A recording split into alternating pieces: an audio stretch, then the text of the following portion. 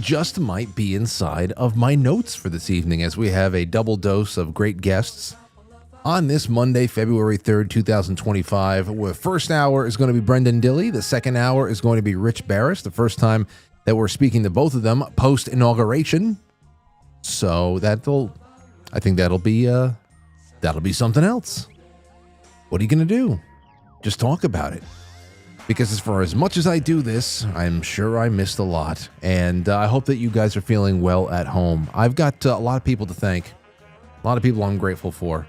But right now, I have to thank Jim Lee. Because I was able to press launch. And you're able to hear me. We were here Saturday morning. It's a busy morning on Saturday, but around 12:30, we finally cracked the code. That was the poison pill that got pushed out, CrowdStrike style, to every Microsoft user out there. Of course, not every Windows user is doing what I'm doing, though many do, and I have to imagine that many are having some kind of an issue. So hopefully Jim Lee put some sort of a forum post out for people to watch, but it was nuts that we couldn't get any audio, and I had to retreat back to my studio at home on Friday night. Well, that's all out of the way, and here we are. But there's more to be grateful for. I gotta, we have the Quite Frankly bulletin for February is out today. Where the hell is it? Here it is over here. So I'm really grateful for Krista, our editor-in-chief, who works alongside Lauren, my beautiful wife and partner, who she wrote a little something in here. It's the only thing I've been able to read all the way through. See, there's a little bit of flourless chocolate cake with Aurora and her Aunt Jess. They made that yesterday. That's right off the bat. Timothy and Steph Gordon, they've got a wonderful duo there. They tag teamed this Restoring the Patriarchy post just in time. You guys should check that one out. We've got a wonderful floral tips from our very own AK, who's in the chat room. She's a mod, and she's also she hangs out in the Gilded. So there you have it. Oh, I also got to thank Keto Brainz guy. And I got to really vibe out with them this morning because they're a new sponsor of the show. I've been using Keto Brainz since my 2013 trip to Vermont at Jay's Retreat. I've been using that in my coffee, but you can put it in anything. If you don't want to touch your coffee, then fine, you can put it in anything. And it is just like, how we used to bulletproof coffee and you put the MCT oil and all this other stuff? Well, it's a wonderful powder with the lion's mane, and you can just scoop it right into your mouth. And I'll tell you, I always use this to line up the most productive 90 to 120 minutes of work or working out now. And it makes you Superman. It really does. And there's no crash, no jittery feelings or anything like that. And I don't even need a script or any kind of copy points to talk about it because I generally love it. And here's something else I'll tell you guys. I want you to all try this. So I am, we did something for the special for February. So because we have all of the new film club stuff coming out this month, Lauren and I put together a film club, a movie-themed welcome package. So anybody who becomes a sponsor this month, you go to sponsor us page on quitefrankly.tv. It can be through Patreon, Subscribe Star, right through the Squarespace. It doesn't matter, and it doesn't matter what tier either. You're going to get movie-themed, mailed to your house, slap bracelets, stickers, keychains, a popcorn bag. You got to get your own kernels, though. A handwritten note from me, and 3 packets of Keto Brainz. And also, all of our monthly sponsors are going to have a recurring Keto Brainz discount code that they can use. And in the link below, even if you're not a subscriber, you can get 20% off of your first purchase. It's really something I think that many of you would not stop. You wouldn't stop with it, I'm telling you. But anyway, I'm really excited about this because beyond here is my little Lauren, Pharmacy of Love. That's where I started. I said, I want to see what she wrote. And I won't be able to read it back to you because it'll break me into 1,000 pieces. But I can, maybe I will. Maybe when Lauren is here for the Valentine's Day show, we can break it down line by line. Because I have some of my own perspective that I can put into this, our little story, but there's so much in this edition, and I can't wait to go home tonight and actually sit back and read it, because I haven't been able to actually enjoy it today because I've been doing so many things for tonight's episode. And we got 10 minutes before our first guest shows up, so I just wanted to put that out there. The link for this is in the description of the episode. You can find it on the newsletter archives page on quitefrankly.tv, right underneath articles. And I've tweeted it out. I put it out on Telegram, all the affiliated chats, you name it. And I'll continue to share it throughout the month. But these newsletters are now for all of you. And thank you again for those who sponsor, because it's only possible because of you. A lot of work goes into this, but it just feels fantastic. And I can't wait to do Film Club with you all. That's going to be great. All right. So that's number one. And let's just move on with the rest of this thing, shall we? We got an Oddity Central article here I want to throw around with you all. This is, here's the headline. It's a spooky news category. A man has been arrested for testing a friend's bullet dodging abilities with, guess what? Fatal consequences. A Utah man, this happened here in the U.S., it's not Thailand. A Utah man was arrested and accused of manslaughter after allegedly shooting his friend in the chest because the friend claimed he could dodge bullets. 23-year-old Ashton Jonathan Mann was arrested yesterday on one count of second-degree felony manslaughter and one third-degree felony charge related to firearms for a bizarre incident involving guns and marijuana use. Yes, this was the pot did it. In the early hours of Sunday, February 2nd, first responders were called to a home in Kearns, Utah, where they found an unresponsive young man with a gunshot wound to the chest lying on the floor. The victim was quickly taken to a nearby hospital, but doctors weren't able to save his life. Mann later told police that he had shot his friend after he bragged that he could dodge a bullet. Two retards. During questioning, the 23-year-old retard told police that he and his friend were hanging out in the kitchen and smoking marijuana. Right. Laced with what? On the night of the tragic incident, they were mostly talking about guns, and at one point they moved into the garage to continue the conversation. They were handling two firearms, and Ashton's friend allegedly started talking about how he could dodge a bullet. After seemingly unloading both guns, the two friends decided to test the victim's bullet dodging abilities. Ashton would fire the empty gun at his friend, and the sixth time man fired a bullet that hit his friend in the chest. So they didn't know. They didn't know? So, okay, see, here's the thing with this article. He said the final time the gun fired, striking the victim in the chest. So it was a revolver. The 23-year-old told police that he had been giving his friend first aid until the ambulance arrived. He remained unresponsive. Okay, this is still written very, very weirdly, because if you're going to test this theory, it actually makes more sense that he shot him, because otherwise, what are you testing it on?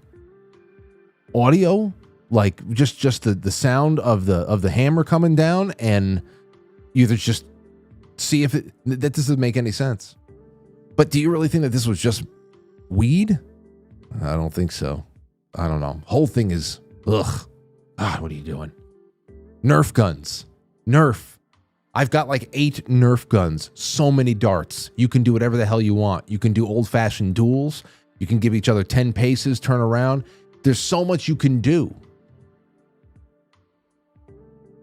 Anyway, here's something for you. This is from the InSnyder.com.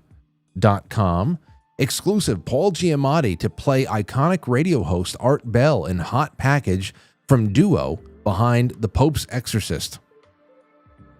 Let's see here. So I don't know, there's nothing else really to be said about this. Bell hosted the legendary talk show Coast to Coast AM, which explored supernatural tales and government conspiracy theories involving aliens and UFOs. So he says, this is all we know for now, that he'll be back with a full newsletter. But he had to interrupt your day with news of a hot package starring Paul Giamatti, since studios are already circling the project. I'm not a paid subscriber, but I have to be on the lookout for this. If you guys seen any articles related to this that expand on this any, then please let me know, because this is all that got around today on February 3rd, 2025. All right? I don't know. Is there anything else to be done? No, there's plenty. There's plenty. There's so much that happened over the weekend, and much of it is... I mean, it's still crazy to me that we got together on Friday night and the Philadelphia plane crash happened just as we're starting. There's been a lot on that since then. Everybody analyzing the impact zone on the walk there. Was it actually a plane? Was it a dummy? What was it? What was this all about? But I'll tell you one thing. Because you get one, who was the DC plane crash with the helicopter? Who was the pilot of the Black Hawk? And was it a girl? Was it DEI? Is it all diversity initiatives? Whatever. I'll tell you one thing, whether it turns out to be that or not, this is the whole issue, and this is why Marxists use diversity, equity, inclusivity as an absolute weapon, starting with any kind of affirmative action. And this is just an outpost of that. They like rebranding things. After a while, high fructose corn syrup gets branded from time to time too. Neurotoxins, and so is affirmative action. It's a neurotoxin. Because you want to know something, this is also a feature and a bug. At one point, they want everybody to believe the hype of their power and their prowess based on the fact that they are diverse and they can see things like mechanics from a different standpoint because they grew up in a different part of town. It's the weirdest thing when they talk about bringing people in to diversify, to help solve problems from a very unique standpoint. What are you talking about? Someone comes from a poor black neighborhood in Baltimore, and that was the perspective you needed to solving a nuclear fusion equation. I just don't. They're blowing smoke up everybody's ass. Okay, and like I said, it's a bug and a feature. The bug being that if you get exactly what you want, it's going to get to a point where everybody realizes once the overall quality of society starts to crash, because you're no longer caring about building up institutions or replenishing government or any other infrastructure-based operation with people who are just in there because it's the best of what they do, regardless of how they look and who their parents were and all that shit. So it's just one of those things. It's a bug and a feature, and it's totally insane. And it makes navigating sensitive topics that result in death and mechanical failure and all that stuff a lot harder, because there's always those unanswered questions. All right, we'll be right back, ladies and gents. Brenden Dilley will be on with us in just a few minutes. Don't go anywhere. I would say it's a metaphor. I think it's a metaphor. Wait, hold on a second. What the hell? Okay, there you go. All right, don't go anywhere, for real. I would say it's a metaphor. I think it's a metaphor for life. Correct. All of life. Anything and everything. Yeah. Well, thanks for calling, okay? I don't like being alone. Okay, bye.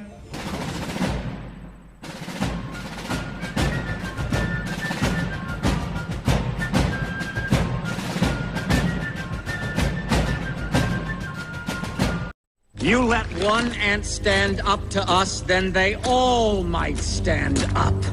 Those puny little ants outnumber us 100 to 1. And if they ever figure that out, there goes our way of life. It's not about food. It's about keeping those ants in line. That's why we're going back. Does anybody else want to stay? Let's roll! Yeah. Pause on all tariffs. We just everybody calm down now. Everybody calm down. He's a very tough salesman.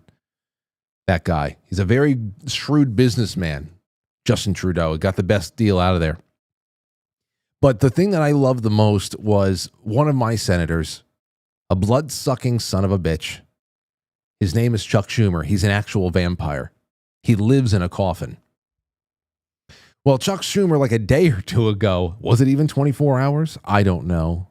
Chuck Schumer comes out and he says this about the Trump tariff on Mexico, whether or not it's going to be worth the price. Here you go.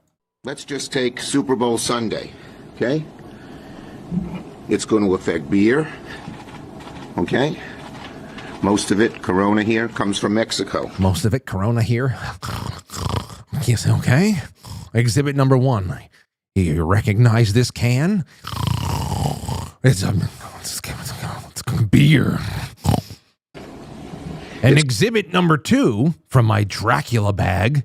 It's going to affect your guac. Oh, because what is guacamole made of? Avocados, both from Mexico. you get it? You get what you see what I'm getting at now? What a shyster, huh? What a shyster. My God of mercy.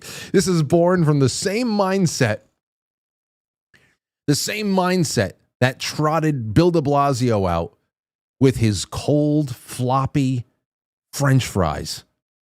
Those I'll never forget. Bill de Blasio at 9 o'clock in the morning, hunched in front of a basket of cold, floppy, crinkle-cut fries. And then he picked up a dry burger from like a Shake Shack or something like that. What, you're telling me there's a burger element to this? And he's eating cold, floppy fries, thinking, and whoever, you know what? Somebody in the city, some homeless person showed up to City Hall to get their vaccination and also claim their Shake Shack. Buy one. I don't even know what the hell it was. Who gave out the fries and who gave out the damn burgers? That is all born from the same exact nonsense. That's where it comes from.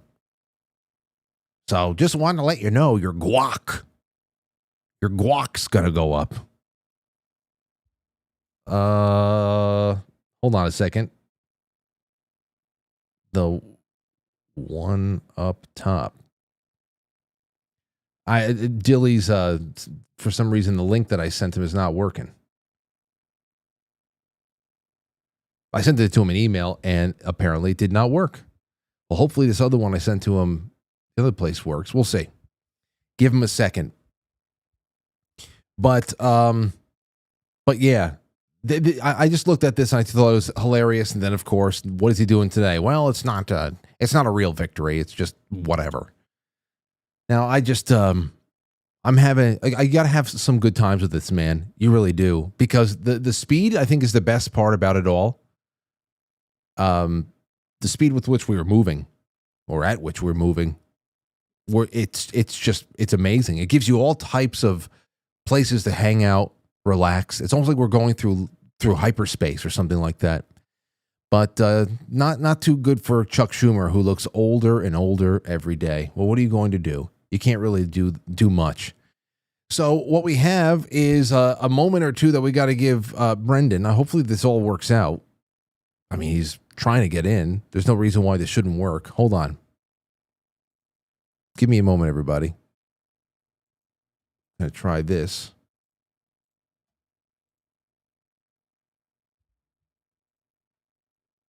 One more time. One more.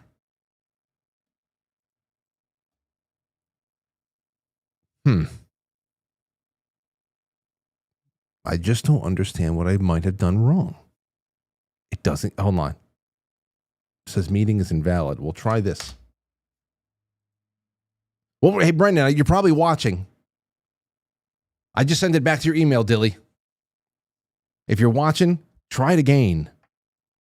Oh, yeah, this one looks like it's going to be better.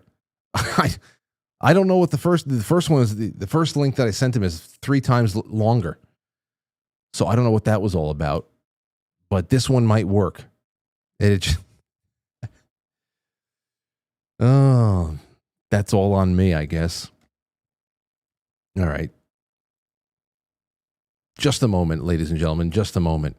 Because other than that, what we got to talk about is the freezing. The Doge, all of the Doge headlines that have been coming out have been fantastic.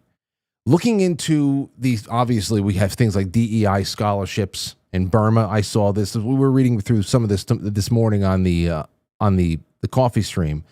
But this was especially something I couldn't wait to talk to Dilley about, because this really goes back to what we were discussing mid-November. We were doing a little bit of a post-mortem for the election, and this makes total sense now. It's not just the pittance, $45 million for scholarships in Burma. Does that all really even go to it? Did $50 million go to condoms in Gaza? Could it be? $600 million per year at the Pentagon was spent on sushi. This is what we got out of Doge. Just over the last couple of days. That was from Elon Musk. Good morning, X. My experience with Doge has been totally wild so far. I told you yesterday about the $600 million per year sushi expenditures at the Pentagon. Well, I just found another wild one. The Air Force was spending $1,280 per paper coffee cup. Like literally those ones that you find at the office. $1,280. What the hell? We also found that $230,000 per month was being spent by the IRS on Starbucks cinnamon roast K-Cups. How disgusting. In more than one way. But everyone was working from home, which makes it even crazier. Jeez. I mean, listen, what else is there to say? But I know who will have a lot to say about that, and that is our first guest. He's the host of The Dilley Show. He's the captain of the Dilley meme team and the mastermind behind one of the most, if not the most, savage social media election campaigns in history. It is good to have him on for his first appearance, post-inauguration. Brenden Dilley, how you feeling, man? Oh, thank you. Thank you for having me, first of all, Frank. I really appreciate it. Secondly, I'm sorry it took me so long to get in here. Apparently, it was my fault. When I looked at the first link I sent you, I don't know why it was 4 times longer than the real one. I don't know. Yeah, it wouldn't work. I think I can't figure out my cameras today. That's a lot better. We're going to do this. Yeah, I got this new camera, dude. It's like an AI camera, and it's like really fucking annoying and smart. So I don't know. Whatever. Not smart enough, obviously. No. So we're just going to roll with this one. Here, look, see my new sign, Frank. Oh, dude, I love it. I love it. Yeah. Okay, we got it. Yeah, that's perfect, man. I like it. There's nothing better than this. Pink neon. There's nothing like it. It really isn't. It just reminds me, before we get into anything else, there's something about pink neon, palm trees, and the West Coast Highway is what I used to always think was, I'm talking about like a cat, that pink cat, like Mary Kay pink Cadillacs and all that shit, convertibles, and the sound Van Halen Panama. Yes. That's what I grew up as an East Coast guy, always thinking living in California was like. And I always wanted Miami as a West Coast guy. Yeah. Like I always wanted anything that was even remotely Miami vibe. But now I live like 90 minutes from Miami. But the same thing. It's like I wanted the fluorescent lights. I love the pink. The hot pink is like the ultimate Miami SoCal color, right? Like Southern California, same thing. Absolutely. Like if you thought about it, like totally like you're saying, like Van Halen, you're like, dude, hot pink and loud. And that's how I used to think about Miami too. It was the same idea. Flamingos and shit. Yeah. And, flamingo pink. That's exactly what I wanted, bro. Feels good. So that's what I got in the office now. So here you go. Yep, I know. Just a button down, a cigar, and everything else is fine. Hey, I seriously have not been able to come up for air for the last 2 weeks. And for as much as I read in order to prepare for this show, at least to be able to prepare for the calls on Open Lines Night, right? Just to know a little bit of everything. I know I'm missing a lot. And let me just say right off the bat, you were so right about Trump's ferociousness coming out of the gate. You said, wait, what's happening? It's great, right? Oh, dude, it's not, there's a lot to be said, and we've done nights where we're picking through things that are confusing us, things that I outright don't like. But there's so much more that I'm really just having so much fun with. Mexico, Colombia, and Canada. How would you sum up those 3 trade wars that never were? I think that what the whole planet's being reminded, Frank, is that they never had leverage. They just had people who were corrupt and played the part of being leveraged so that these people thought that they were like making headway. So imagine like for decades, you've got like American presidents kissing your ass because there's some sort of financial incentive to appear weak on trade with these countries. There's some sort of, maybe you own them. You're like, well, I got the money. And so then they show up, or you show up at the White House and they kiss your ass and they hold your hand and they're like, oh yeah, you're so special. And there's just a great country. And then you run into a president who actually calls you for what you are, which is like, you're not shit. You're nothing. I could squash you like a bug. And then all of a sudden, initially their reaction is like, to put out some sort of like statement that is rebuking Trump and I don't know, well, how dare he type shit. But then within about 48 hours, all of your staff gets together and then you start saying things like, we're going to tariff them and we'll do this. And you start naming off the stuff. And then your staff is like, he's going to bankrupt you in like less than 2 weeks.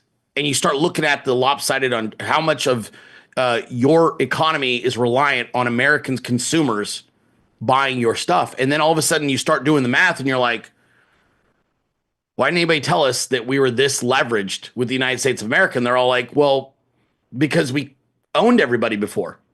So, dude, this is the issue that I was hoping we have to be able to, especially in new media, be able to start articulating this for people so that, especially those who don't agree with anything that we like, but they're trying to just understand what's happening to them. There has to be a way to articulate this for people, that there is a global, what would have to happen if there's going to be sanity in the world, there needs to be a global detox from globalism. And I'm not talking about globalization, not talking about, hey, technology keeps the whole world together. It keeps us trading faster, shipping faster. Globalization and using technology to enhance economic activity is not what we have here. What you're realizing here is that if a country like the United States starts doing what is in its best interest and you start pulling away from the rest of the world and reinvesting in itself, suddenly all these tiny little satellite states start to feel like they're going to collapse, because this is the worldwide welfare methadone drip that has been built for the entire planet. That's not sustainable for anybody to have the entire thing fall down. It's just nuts. I just thought of an analogy too, Frank. You know what it was? It's like this, man. Imagine you're a boxer and your first 20 fights, unbeknownst to you, the guys were paid to take a dive. And on the 21st fight, someone like, you're now the champ. And in your mind, you're like, I haven't been touched in 20 fights. Like, I'm knocking everybody out. And you're totally oblivious to the fact that people are being compensated for that outcome to happen, right? There's gambling going on. There's people being bought off, all kinds of shit going on that you're totally oblivious. And on the 21st fight, you're stepping into the ring with a prime Mike Tyson, and you have no idea how to fight, and you've never actually been tested.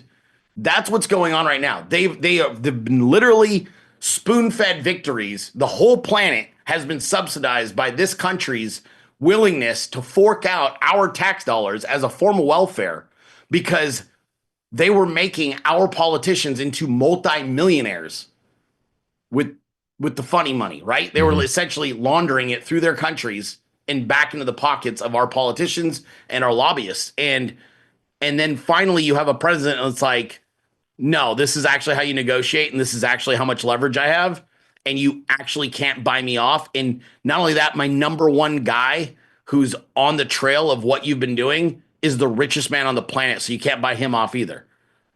That's a hell of a hand to be holding, don't you think, Frank? Absolutely. And this is what's bringing me to the next point. Well, first of all, there's so much executive action. A lot of it is. Let me ask you this before we get into what. Yes. No. What's the best? No. Okay. I'm going to hold this one off because I told you there was going to be a lot of stuff before this happened. Remember, I had I knew like the behind the scenes how they were going to start cutting out the cancer financially, and it would literally cascade down. And that's what we're looking at, right? Absolutely. And that's why I'm just going to bring this up right now, because before we got on the air, hold on, let me put you up on the screen with me. Before we got on the air, I did this is chump change. $45 million in DEI scholarships in Burma. I'm sure some of that got to some schools in Burma, maybe. But the Gaza condoms bullshit. Here's another one we just read about. Chris Ann Hall put this out there by way of Elon Musk. $600 million on sushi, $1,200 per coffee cup. But here's the big one, and when I saw this next thing, the first thing I said was, got to get Dilley on immediately, because what you and I spoke about in November, the little postmortem that we did, it was what we spoke about off air. That I said, all right, well, I'm going to be waiting. Got to wait patiently. Because I knew that you know, there's some things you didn't want to put out there, but now that it's a reality, I got to ask you about it. Yeah. Here is when I saw that Trump used impoundment powers to stop $300 billion in environmental slush funds. This is on when I mean, that's a big one right there, but it's not anywhere near the whole of it. This right here, I thought about you because I said, if there is any way that you are going to really cut the cancer out, this is where all of the money comes from that funds the color revolutions in the street, both here and abroad. This is so much. This is so much of it. And I can see, I mean, I just wonder if they keep on this path, what does it look like? What does the deep state even have to suckle upon in 2026? Do you want me to tell you a secret that's going to make you really happy? Please, go. All right. So what you're seeing is not even the good stuff. And here's what I mean. The Doge team's doing awesome, okay? But they're immensely talented. But they're like children. They actually don't know the federal government very well at all. And they don't really actually know what to look for right now, okay? So this is exciting, and you should be very thrilled about this, because this is the amateurs who are just on, like, I mean, Elon's got them living there, living off of caffeine and excitement, chasing after shit. And that the real guy, the guy that actually knows where the financial bodies are like 100% buried, doesn't start till next Monday. And then he's going to help Elon in the Doge team. He's going to actually show them how the government financially actually really works. Who's this you're talking about? I couldn't tell you his name. I can't do that. I can only tell you because he's not a public figure. I'm telling you, he's the guy that gave the original outline to Elon. And I told everybody about back in June that he had identified almost $2 trillion in waste. And that's where Elon had got those numbers. And he's the one who has trained a lot of the nominees on how to identify what they are doing right now, which is the removal and cancellation of government contracts. He's taught them about grant programs. But I'm telling you, he hasn't started yet, Frank. He's literally being onboarded because they weren't sure where they were going to put him. And now he's being onboarded. So, like, this is happening without the actual. It'd be like if you were out excavating and you're super talented and you have the best machinery, but the archaeologist hasn't shown up yet. But you're digging and finding shit already. But wait until the guy that actually knows where everything's at shows up and goes, so this is what you need to look for here, here, here, over there. This is what this means. He hasn't shown up yet. He shows up next week. Now, what's the importance of next week? Obviously, you're not going to tell me his name. He's going to be here. Oh, no. Oh, yeah. It's actually really benign. The government's really slow to onboard hiring. It's just literally they weren't sure which department they were going to put him in. They found the department, and now he's literally just going through the typical government onboarding to get up to speed. That's it. Nothing exciting. It's just.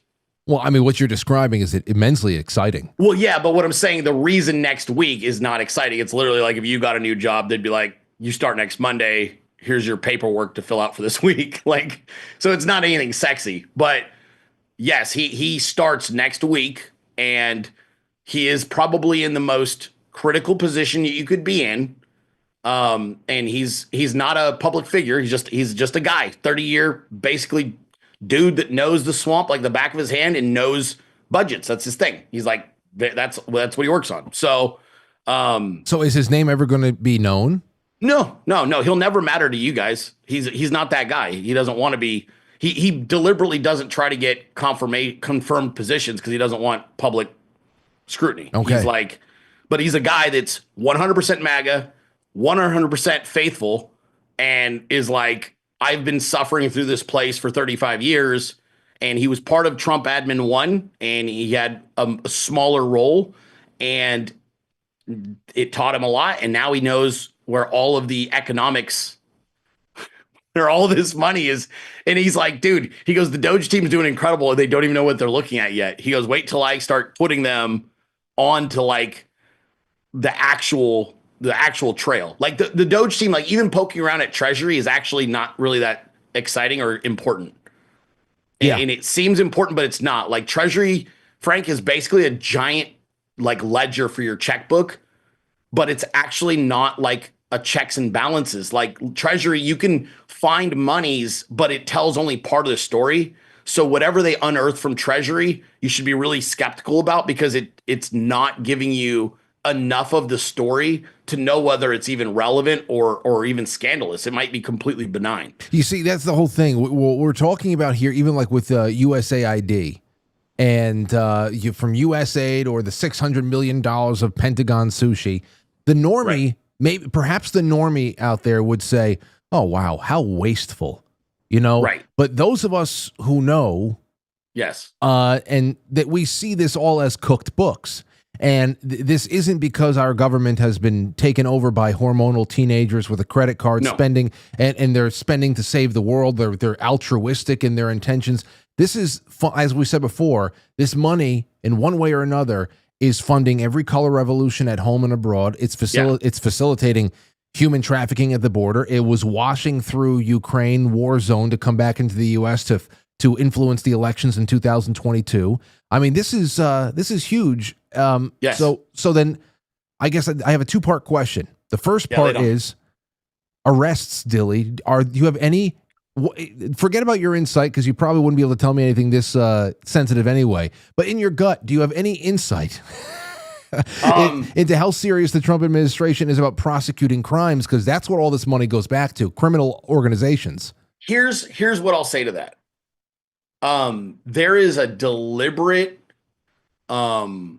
avoidance, and this is not anything anybody told me. This is me. I'm going to just speculate, but I've been doing this a long time, and I know enough people. I kind of know what they're doing. I believe everyone is staying away from any language involving criminality or like about following through on that. Now I talk about it, you know, because I'm an asshole, but most people, I think, in administration and really who are heavily connected to the nominees are staying away from certain language because they need Kash Patel to get confirmed. So I think there's a deliberate like downplaying, like, oh, we're going to clamp the FBI. And there's like this heavy discussion about certain criminality they want to deal with. But there's this other gigantic elephant that's now in the room because Elon just unlocked the cage and let it in, which is government theft. It's sitting right here, and we all know it's like that's like massive crime. And I'm not going to pretend to know what Kash Patel or the FBI or the DOJ will do, but I will say this, okay, Frank, and you can actually pull this up on your screen if you want. The most relevant indicator to your question was badass Eagle Ed Martin's tweet today. Okay, let me go look for him. And Elon quote tweeted him. And if you wanted to look someplace, that guy is sort of pointing the finger. And it's a relevant exchange between he and Elon and the letter that Eagle Ed Martin posted. Oh, hold on. I'm looking at it. Is this it right here? Oh, yeah, that's very relevant. Did you read this? Should I read it right now? Yeah, absolutely. Right, so hold on. Let me give context so we understand. So Ed Martin was a badass lawyer who was helping out the J6ers the last 4 years, okay?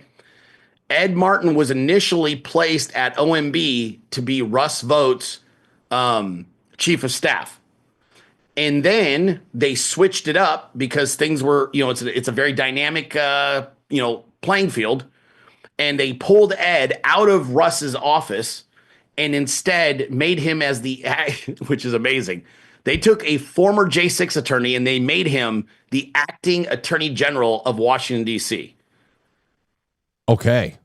So that's who Eagle Ed Martin is. Okay. So read the letter now and it'll give you even greater look, knowing that he is the attorney general of Washington, D.C. right now. Dear Elon, it was good working with you. Good to work with the Doge team this weekend. We must keep all of our American government employees safe, and we must protect the American people's property. Anyone imperiling others violating our laws. Oh man, let me see here. I recognize that some of the staff at Doge has been targeted publicly. At this time, I ask you utilize me and my staff to assist in protecting the Doge work and the Doge workers. Any threats, confrontations, or other actions in any way that impact their work may break numerous laws. Let me assure you of this. We will pursue any and all legal action against anyone who impedes your work or threatens your people. We will not act like the previous administration who looked the other way as the Antifa and BLM rioters, as well as thugs with guns, trashed our capital city. We will protect Doge and other workers no matter what. One last warning for you. Late last week, we indicted an economist who worked with the Fed for economic espionage. I think we saw this for the communist Chinese. Yep. Yeah, big headline. Please be very aware that there are those who are acting against our American people in every way. Refer to us any questionable conduct or details that you find or notice. Please keep in touch. All the best. Edward R. Martin Jr. Holy shit, man. Holy. So is that kind of answer the question? Ed Yeah. Martin basically, and then Elon quote tweeted and was like received via X, like they were inter-office emailing. So Ed Martin at the end of that literally says, if you come across anything that you feel is nefarious and or needs to be investigated, send it on over to us. I mean, he's literally telling him, you find criminal behavior or anything you suspect could be criminal, go ahead and send it over to me. I'd like to investigate it because we just charged a man for economic espionage at the Fed from communist China. Yeah, in a big way, too. I know. So that's what I'm saying. So, like, some of your answers are right there, Frank. I mean, that's Ed Martin's telling you while he's DC must have had the biggest fucking panic attack, dude, when they saw Eagle Ed Martin get placed as the acting attorney general of DC. Like, the guy literally was fighting the attorney general of DC for the last 4 or 5 years over J6.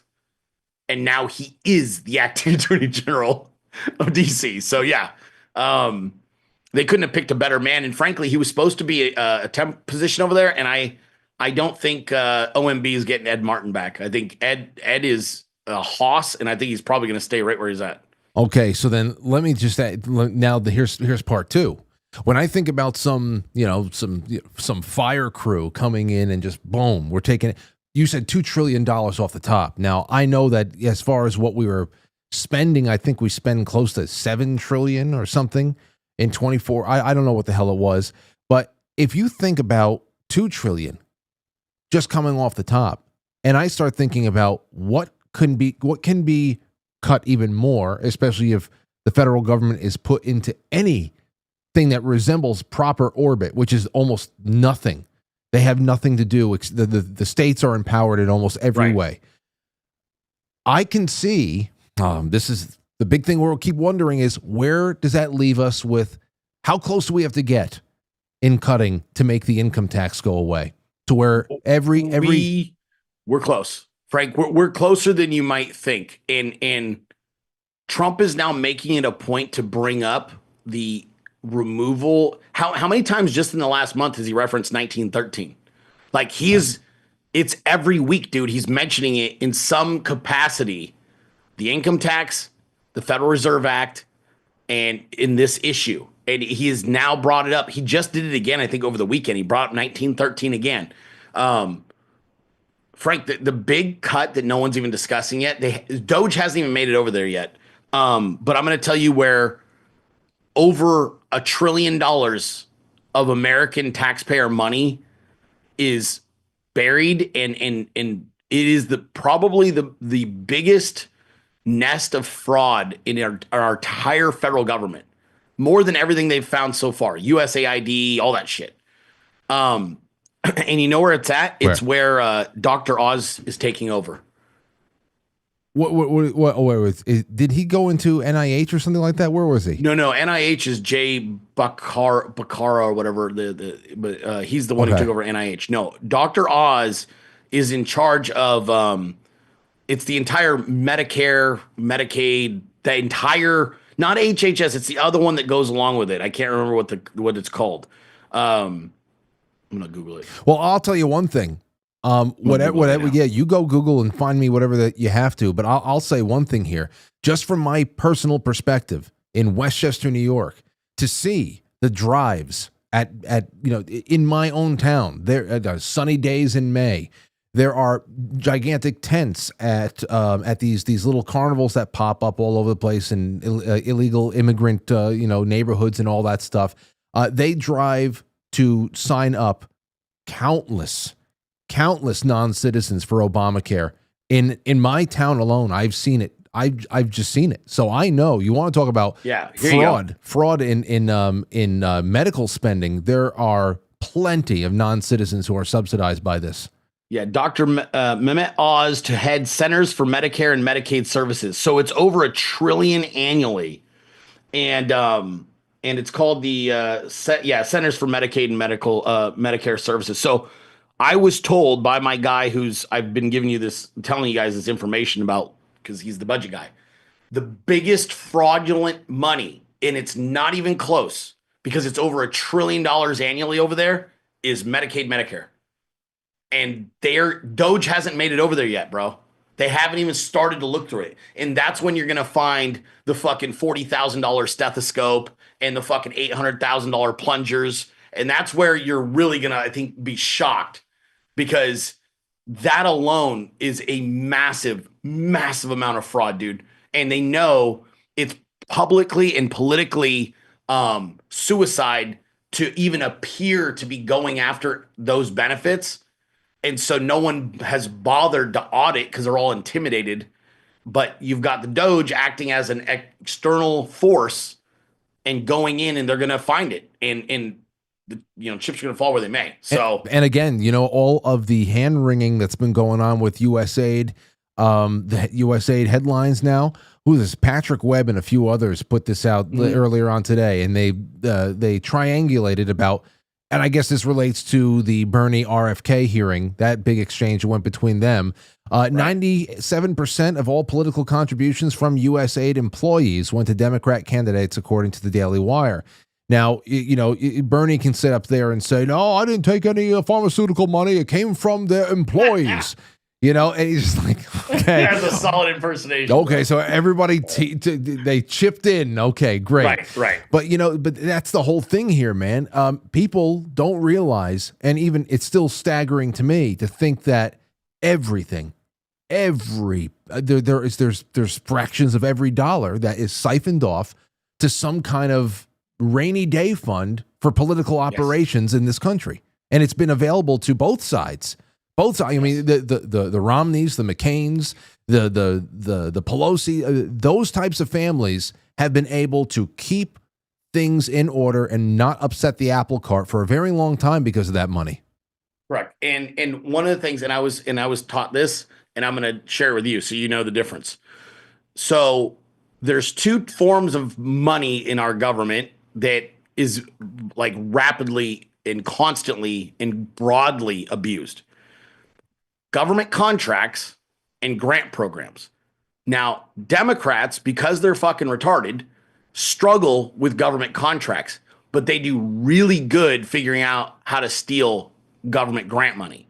So that's what you need to know is whenever you are looking at contracts being cut, it's probably waste from the conservative side. And when you hear about government grant programs being cut, it's almost always Democrats. So that just will help you a little bit when you're seeing these headlines. Just know, historically, Republicans won't touch grant programs and Democrats don't like contracts. So they just got two different forms of essentially pilfering the U.S. taxpayer. It makes a lot of sense, and everybody has their different their strengths and of course their weaknesses, and I guess that also expresses itself in what kind of a grift they run. But right. All right, so I have two last questions for you on this limited. Rich Baris is going to be on the second half. Oh, cool. Yeah, I know. Split. Love Rich. Yeah, one of these nights we'll get a round table with everybody. I just wanted you guys to have your own. Be a blast. Yeah, I wanted you guys to have your own time tonight, and we'll do a collab soon. But Okay, real quick. Greenland, Panama, Canada. Obviously, there's a lot of rib poking going on with Canada, but what do you think is serious? Is Greenland the serious play? Greenland's real. Okay, Yeah, that's not a joke. That'll get done first. The Canada play is literally President Trump pulling down Trudeau's pants, and Trudeau can't do anything about it because what President Trump is saying. This is the hard reality that Canadians, he's trying to drive home a point. I can bankrupt you and I could absorb your country and you couldn't do shit about it. And he's right. Like he is being completely honest. Does he actually intend to do that? Probably not, but that's the carrot stick that he's playing right now. The carrot is you negotiate with me and you give me what I want and you get to stay a free country. You fuck with me. And I'm literally gonna bankrupt you, and you're gonna have no choice but to let me take over your country. And he knows that, and they know it, and that's why Trudeau just bent the knee. I think maybe a half an hour ago. Yeah, but Brenden, when you say that, and maybe that it's how you see this thing all playing out, or perhaps that is really Trump's mindset on the whole thing. That would really give people a little bit of a shiver down their spine if Trump really is looking to acquire and break all of their neighboring countries down and acquire them outside of saying, hey, listen, you know what? I think that we have a lot of imbalances with our deals, and I want to be able to reinvest here, and you're going to have to get on with. I don't want Canada, right? But I'm going to do what's in the best interest for America. You really think that he wants to gobble up North America? I don't think Canada is necessarily something that he wants. I think that here's the lever is Canada, if it's going to be our neighbor to the north, absolutely must operate differently than it does now. It can't be a liability. It can't be a fucking port for fentanyl and Chinese military. Right now it's both of those. Okay. And so he's basically like, look, I don't really want to take over your country, but if in order to protect my country, it means conquering yours, I'll fucking do it. And you have to play, if he's going to play that card, he has to play that all the way through. Now, I don't think he's going to have to play it all the way through because Canada clearly is like, he's serious, and the thing that the Canadian government knows that the Canadian public doesn't know is the amount of pain that Donald Trump can actually cause Canada in a very short period of time.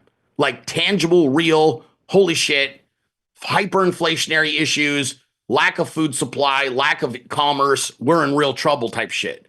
And Trump knows he can do it. And the Canadian government knows that he can do it. And so I think you're going to actually see this get ironed out. I think that Canadians by nature are very accommodating, even when they're acting like this. And so I don't think he really actually wants Canada. But what he does want is he wants to go to bed at night and not worry about the Chinese coming from the north. That's what he wants. And right now it's a liability. Greenland's real, man. He's going to get Greenland. That is not pie in the sky. There is extremely important reasons for having Greenland, and it goes beyond just military and it goes beyond even just the resources, and it's the shipping lanes and everything else. I think it's going to be critical to part of what Donald Trump wants to do. But what I can tell you, Frank, is if you look at everything that Trump's doing, he's securing the Western Hemisphere and North America, like securing it airtight. And we've got a problem right now. We've had two separate acts of war by China that should have and could have kicked off a much larger military conflict. They released a biological weapon on the world, and specifically the United States, to stop Donald Trump in 2020. It was called COVID. That was absolutely a Chinese military play, and we all know it, and Trump knows it, and it was an act of war. The second one is when you're flooding your enemy's country with poison that can, where a gram could kill 50,000 people or whatever the hell number is. I know fentanyl kills I know. This is an act of war, and China is the one making it. They're manufacturing the fentanyl, and then they're shipping it directly to Mexico because they're in business with the cartels. And when you do that, that's an act of war. And I'm of the belief, when we look at what's going on too, Frank, look down at Venezuela. a lot of Americans are totally oblivious to the fact that during the last Venezuelan election, Trump had military battleships off the coast of Venezuela, and so did China. And we were literally in a showdown because we knew that the existing president had rigged the election, and we were there to try and basically, there was a whole negotiation going on, but there was a showdown between the United States and China off the coast of Venezuela, dude. And it got very close to getting to the next level because of that stolen, fraudulent election. So what happens now? We've got Rick Grenell going down to Venezuela and negotiating with the Venezuelan government. We've got, Rubio going down to Panama, who are now going to remove the Chinese influence from the Panama Canal, which is the access point into South America for the Chinese military.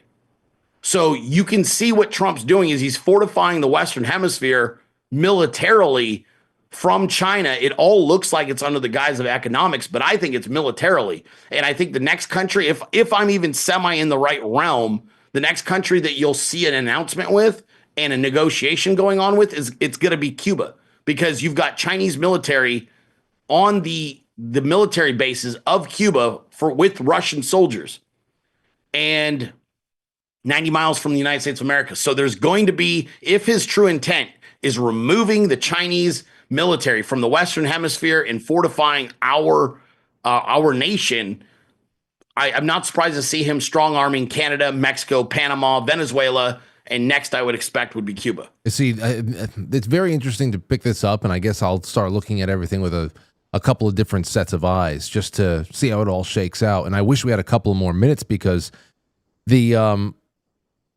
first thing that comes to mind when I think about any person or any country looking to fortify their hemisphere, right, I start thinking about, okay, well, that sounds pretty strategic. That sounds pretty airtight, as you said. But what about domestically? Because, I mean, foreign interests are taking farmland, oil fields, entire city blocks, skyscrapers in major metropolitan areas, expressways. China owns like half the fucking toll roads in this country, dude. I mean, like that's some serious shit, and it's I had mentioned this on my show today too, Frank. I'm like, how long before he starts seizing Chinese assets on American land? Because it has to be done. They got it. It doesn't matter if it's Chinese, if it's Polish. It's got to be seized. 100% it needs to be seized, because China owns most of Manhattan. Like, they own more of Manhattan real estate than any New Yorker. Yeah, they overtook the Japanese. The Japanese had a lot out there for a time, but back in the day, yeah. No, now China owns most of Manhattan. They own a ton of our farmland, and they own a bunch of roads, like expressways and toll roads and all kinds of things. And so I just think that I think everything we're seeing is a lead up to a negotiation with Xi. I think that really is what this is. I think he's dealing with every other, where Xi Jinping had leverage, Trump's removing all of his leverage, whether it's Canada, Mexico, Panama Canal. He's one by one systematically removing leverage. And it could even be the acquisition of Greenland. And I think it sets up President Trump's negotiation with Xi Jinping to be very different if he's already solidified all of these other places. Because all of these are points of really access for China right now, right? Yeah. Like, when China wants to infiltrate the United States with drugs, they're using the cartel. When China wants to, mess around and screw with the trade deals, what does they do? They go and they send goods to Canada, and then they put made in Canada stickers on it so that they can bypass tariffs on Chinese goods. That's what they're doing in Canada right now. That's what they do in Italy as well. Right. And then in Panama, they're allowing the Panama Canal to be totally dominated by the Chinese government, and the Chinese military is using it as an access point into all of the, other, strategic locations near the United States of America. So it seems to me that President Trump's trying to remove as much of Xi's leverage as he can prior to whatever, meeting they're going to end up having probably here in the next couple of months. Well, it's going to be one hell of a year, and I feel like we've already gone through two. It's, I mean, 2 weeks, bro. It's only been 2 weeks. I know. It really, and we'll be talking all along the way. We got to get you by more often for these little roundups and shit. They're really interesting to consider because you're seeing a lot of stuff that I'm not, and I love your considerations. Tell everybody how they can listen to the Dilley Show every day and where to find you, and I can't wait to have you back, bro. Absolutely, man. It was my pleasure. Easiest way to find me is on X at Warlord Dilley, or you can go on Rumble, type in the Dilley Show, or just go to my website, DilleyShow.com. It has all the links for the different places that we broadcast, but DilleyShow.com or Warlord Dilley on X. And thank Rihanna again for submitting a wonderful picture and a Valentine's Day background on YouTube. It's in the bulletin today that just came out. And awesome. Yeah, it's awesome to have you guys included on that. And all the best to you too. And I'll talk to you soon. Thank you, Frank. Appreciate you having me, man. All right, later, bro. All right, man. There he goes. Dilley from the very pink Miami. What are you going to do? All right, let's take a really quick break because Rich Baris is coming on in a few minutes. And we are on a roll. Send your super chats to quitefranklysuperchat.com. There's the Rumble rants. There are the gold pills. I want to read through it. Thoughts on what's going on tonight. Comments, jokes, shout outs. Hopefully we'll be able to take some of your calls as well. Well, let's do this. We all BRB.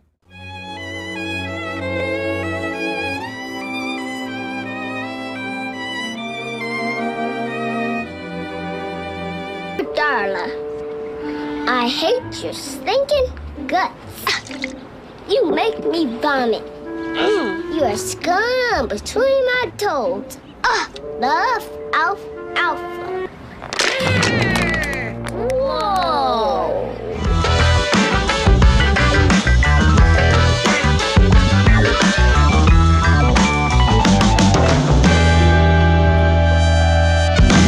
Quite frankly, he's amazing.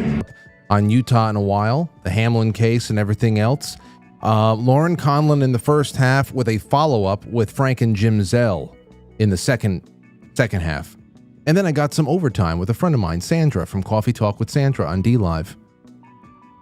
I'm going to be on with Sandra afterwards. And then on February 5th, on Wednesday night, we got Ryan Gable coming back on to talk about Stargate, but from an occult standpoint. And then we have overtime with Matt Christensen afterwards. Jim Lee coming on Thursday night. I'll be able to thank him again for making all things possible technologically over here.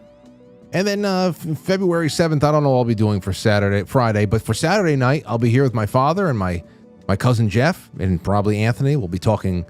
I'm just going to be playing old music and seeing what memories come up for them, and we'll have a fun little time. I just wanted to get those two together and have a blast. All right, so let's see what else we got here. Rumble rants? No, we're good on that. Over on quitefrankly.tv, I see Rich Baris is hanging out in the lobby. So thank you so much to Boys Blanc. Thank you, River Pike. Captain Flint saw River Pike this morning during the coffee meeting. Captain Flint, C. Blanche, NX17, lots of winning. River Pike, good information today. Thank you, gentlemen. And then Bro Dude says it's a heck of a sight to see a president go full tilt in his first 14 days in office. I have to imagine it's not going to slow down. And whoever the hell this mystery guy is that's going to be moving in about a week, maybe we don't know his name ever. You remember we all got set on the path of the Ezra Cohen Watnick name? You remember the Ezra Cohen Watnick days? Whoever the hell this guy is, I don't need to know who he is. I understand. Some people just want to be the guys behind the curtain, pulling all the chains, all the levers. Go ahead. As long as I see $2 trillion just come off the top of this haircut. A little $2 trillion haircut. Like, okay, somebody's working. Keep doing your thing, my friend. Keep doing your thing. I don't care what the hell happens after that. Anyway, by the way, before we call up Rich, I just wanted to let you know that on quitefrankly.tv, we have a new addition to the merch section. We have a couple of new shirts that are in the works. They're just getting polished up a little bit. But right now, Every time I wore my Best Apocalypse Ever shirt, I always get people saying, where did you get that? Well, we made it for you. So there's a new Best Apocalypse Ever t-shirt on quitefrankly.tv. You go to the affiliates page and the merchandise is there by Rise Attire. Best Apocalypse Ever. It's all there for you. Everything you ever needed. Everything you ever needed.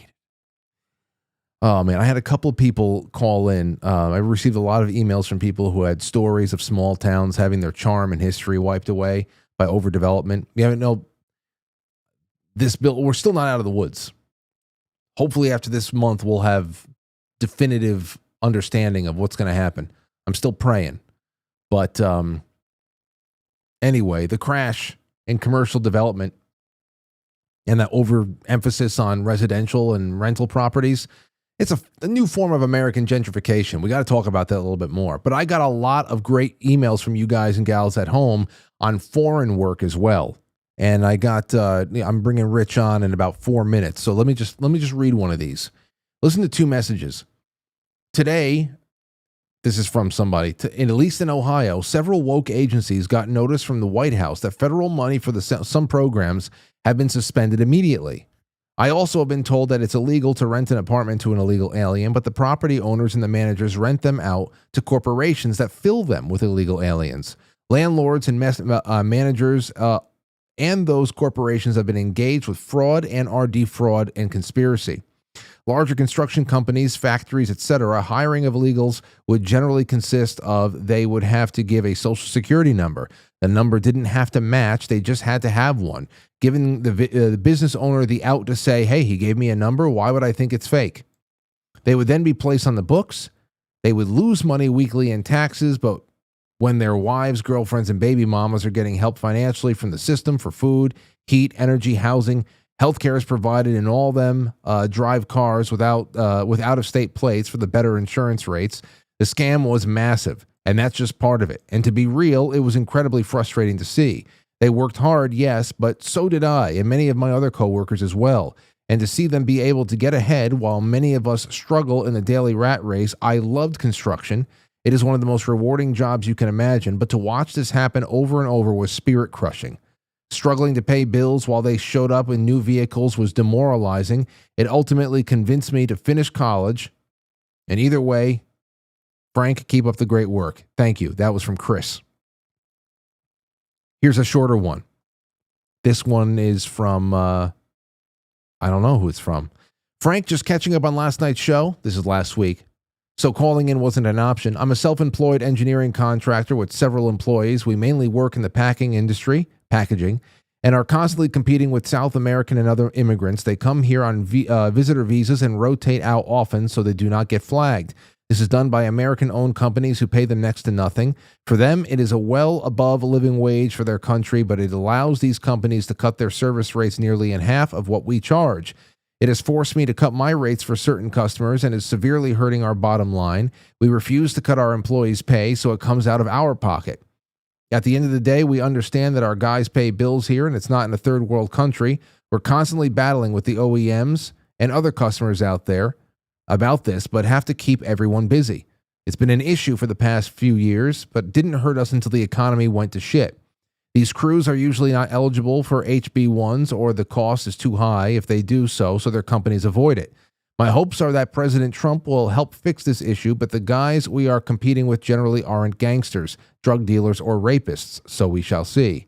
I just wanted to chime in and let you know that it's not only construction type work that's being affected by this, and these guys manage to fly under the radar fairly well, so we shall see. I love the show, and I would watch you even if you were filming it in a truck stop bathroom.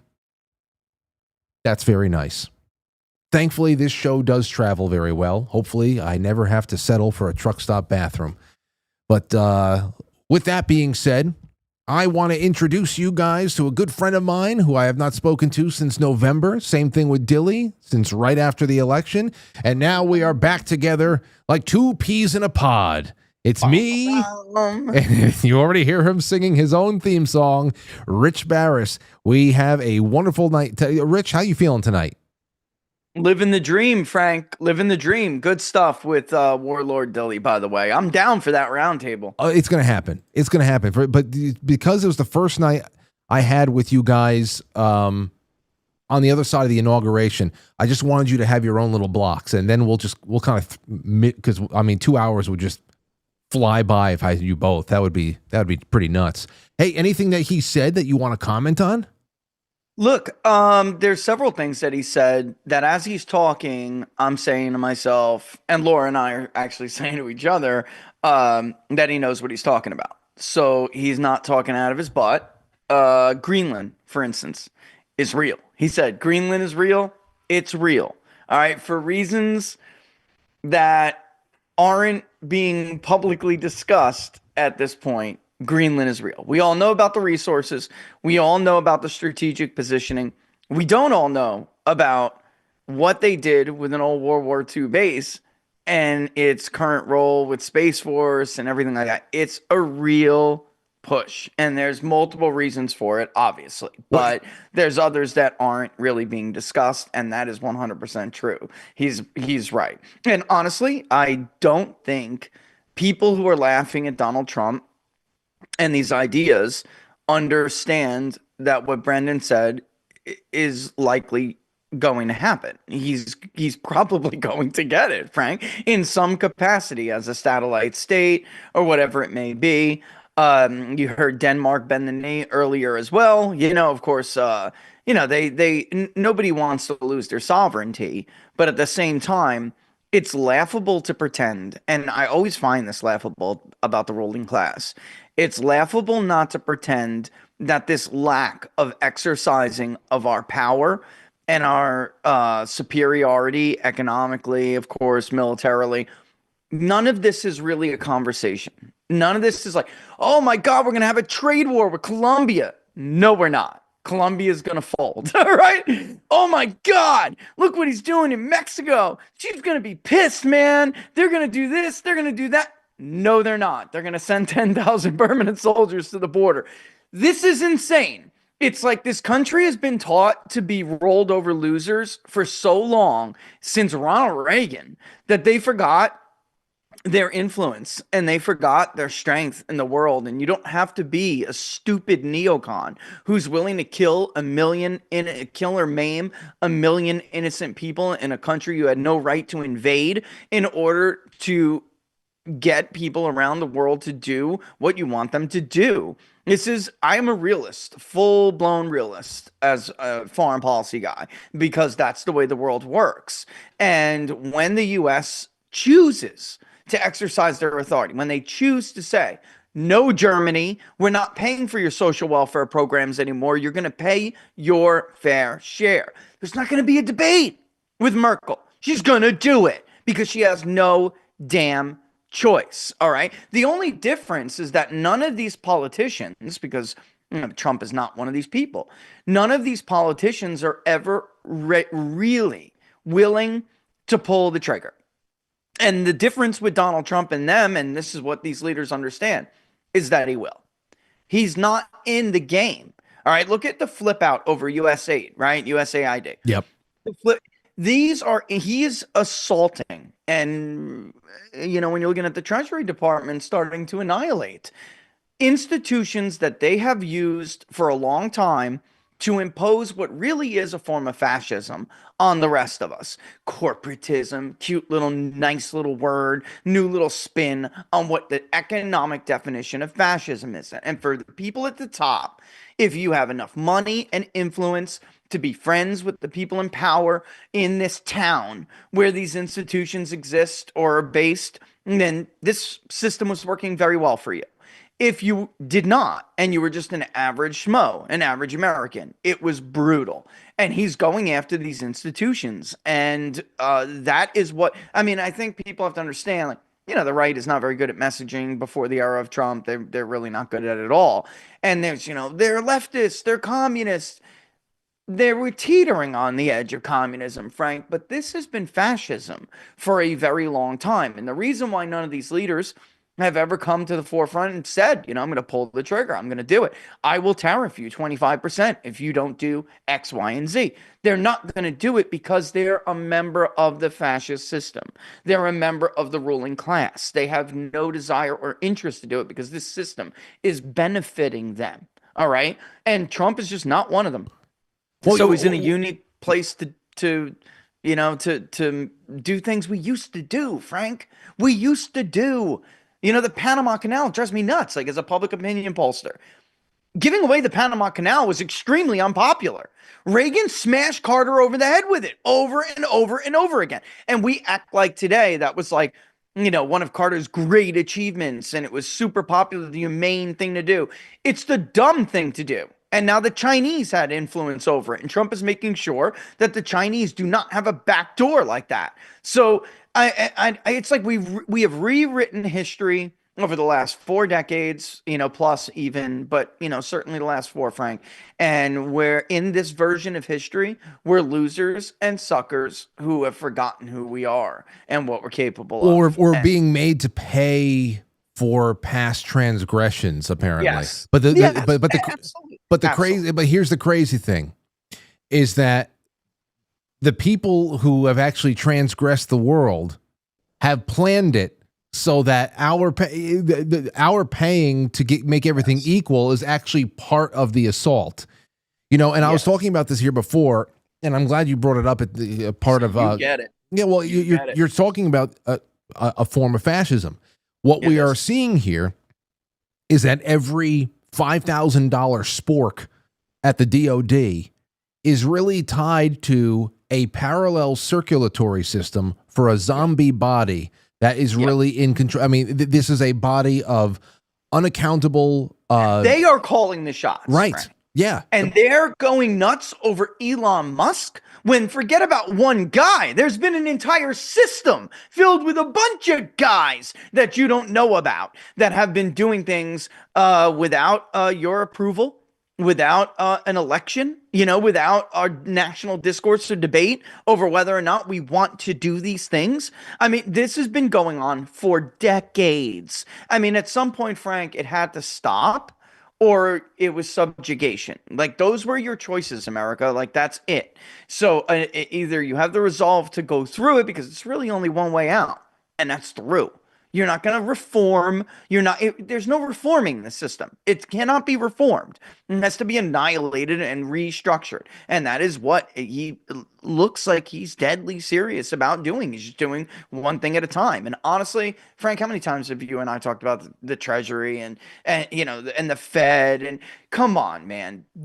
I remember Peter Baker quote tweeting an article. I think it was from the Wall Street Journal, but either way, Peter Baker, the New York Times reporter, another winner over there, always gave me a fair shake. He quote tweets about this article with this model employee who's packing his desk on Friday before Elon gets a hold of the system, and they're acting like he's doing it out of some like virtue or some protest. He's hauling ass. He's getting a head start. By Monday, we all heard about the fraudulent payments that office had approved. He was hauling ass. They're all a bunch of criminals. I'm sorry. I mean, it's just so ridiculous. Like I said, So it's a fun to separate. watch. You're talking about NGOs, corporate interests, and because of their influence in this backroom kind of a country, that creates a barrier to entry for the rest of us in anything because they're influencing regulations, they're influencing law, whatever the hell it is, interest rates, all of it. And I kept saying, you take a look at the money that is being unearthed and exposed right now. This is like a separate parallel circulatory system. We have the surface level government, and then we have another body that is underneath it. And it has its own. It's just nuts. It really is just crazy. But what we didn't stand a chance, right? No, not at all. And it's still dark. Without this, what we're witnessing right now, we never stood a chance. Like, nominate Mitt Romney. He's gonna fix everything. Yeah. Are you freaking kidding me? Just all you got to do is elect a few more Republicans. They're totally in on it. We never stood a chance operating within the system and the framework. We call it the construct over here. We never stood a chance operating within the construct as they designed it for us. And the only way this was ever going to change, or we were going to ever make had any prayer to change it, was to bring in people like somebody like a Donald Trump, somebody like an Elon Musk, somebody like a Vivek Ramaswamy. Like they don't need this system. They don't need it. And they obviously have the balls to do it, so that's a big part of it. I mean, there's a lot of people who got weak in the knees last time, Frank. You know it. I mean, we all witnessed it. They talked a big game, but when it came time to do the big things, they got weak in the knees. By the way, they did this to Reagan. They did it to Reagan, not to show my age or anything, but, Reagan didn't get stabbed in the back by Tip O'Neill, ladies and gentlemen. He got stabbed in the back by every Republican who said, yeah, I'm a limited government guy. Let's put America first. By the way, Reagan used to say that. Let's put America first. Let's shut down the Department of Education. The whole damn thing's a scam. It's killing our kids. We're going to fall behind if we continue with this system. Who stabbed them in the back, Frank? Republicans. John McCain, by the way, new to Congress. I mean, so it's like it would be stupid to try to go about this the way that it failed in the past. And I would argue there were only really two serious efforts to reform this disgusting counter government, whatever you want to call it. Like there was only two efforts to do that. And one was the Reagan Revolution, which again, it just didn't have, I think it was ahead of its time. And I don't think Reagan had the people behind him to do it. And then the second one was Trump. And I think Trump won too quick. He didn't understand the system. He thought he could deal with them like he could deal with people in the business community and myriad other. I could come up with a ton of other reasons why it didn't work. But, it all comes down to, there are two parties we have to choose from. And huge elements of both of those parties are in on this. It's a racket. Okay. The whole damn thing is a racket. This is what I want to ask you then, before I move on to so many other questions that came up with statements you just made. But because you're talking about what hindered people like Reagan, I mean, there's a lot of things that could be said. But how would you... Let's talk about rhinos first. And then Democrats second. Primaries for rhinos. I know people like Mitch McConnell have essentially survived and now aged out. They are worthless pieces of shit. I can't believe that Kentucky couldn't do better for all those years. But we still have to deal with people like Big Bird, Lisa Murkowski. Are there any rhinos that you see in your polling that have effectively bottomed out with their constituents because of their activism? Yeah, I mean, the one big one, which is kind of known now, what happened and the whole story behind this, Tom Tillis, he could be in real trouble. He makes one step in the wrong direction, he's cooked. I mean, cooked. He cannot win a primary as it stands right now against two candidates that could potentially run. One of them, obviously, is Laura Trump herself. The other one, I'm not sure one should get into right now. But... the fact of the matter is you give the people a legitimate alternative and they will vote against him. And I would argue that with Trump's help, and I hope people around him do not steer him astray. Like there are several congressional districts to make my point that I could talk about right now, just to really great examples of what I'm trying to say. There are good people, well-meaning people who are around the president, who in the past anyway, he has listened to, and they give awful advice. And they, don't stay out of this race, stay out of that race. I have long said, even since, God, what year is it now? Oh my goodness, I'm getting old. It's almost 15 years since I wrote this thesis and then made it a book.